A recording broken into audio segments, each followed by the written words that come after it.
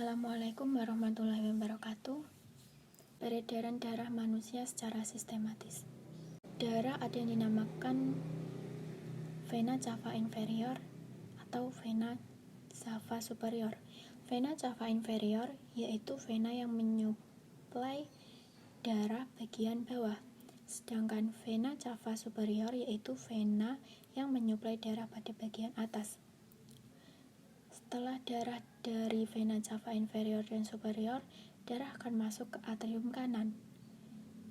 Dari atrium kanan, darah akan dipompa dan melalui katup tricuspidalis. Selanjutnya, darah akan masuk ke ventrikel kanan dan darah akan melalui katup pulmonalis. Katup pulmonalis adalah katup untuk menjaga kembalinya darah dari paru-paru ke jantung. Selanjutnya, dari katup pulmonalis, darah akan dipompa menuju paru-paru melalui arteri pulmonalis, baik yang kanan maupun yang kiri. Setelah itu, darah dipompa ke paru-paru, darah akan mengalami difusi, yaitu pertukaran karbon dioksida dan juga oksigen, di mana darah yang tadinya dari jantung yang kaya akan karbon dioksida, maka akan ditukar menjadi kaya dengan oksigen. Setelah itu, darah akan masuk lagi ke jantung, lebih tepatnya ke atrium kiri. Darah yang kaya oksigen akan dipompa ke ventrikel kiri melalui katup mitral. Darah akan dipompa ke seluruh tubuh dan melewati katup aorta. Kemudian darah akan dipompa ke jantung, kemudian ke tubuh bagian atas dan tubuh bagian bawah melalui pembuluh darah arteri.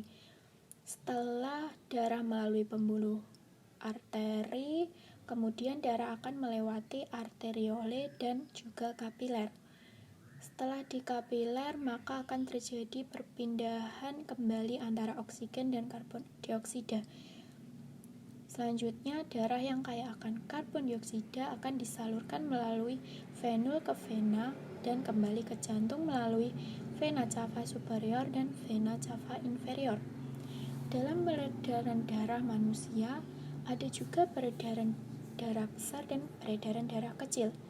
Dalam peredaran darah besar atau disebut dengan sirkulasi sistemik, yaitu darah bersih di dalam atrium kiri jantung dipompa masuk ke dalam aorta.